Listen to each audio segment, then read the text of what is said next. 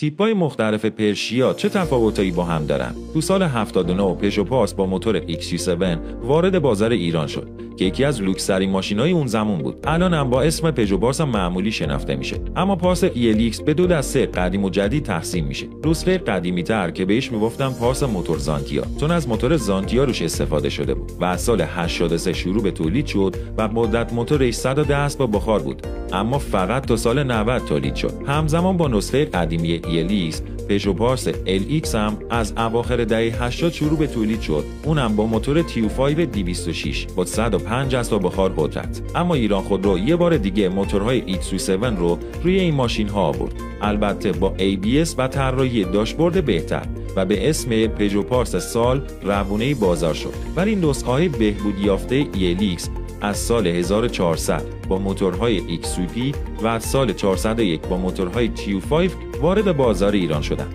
اما راجب روغن موتوراشون، XU7 از روغن 2050، TU5 از روغن 1040 و XUP از روغن 020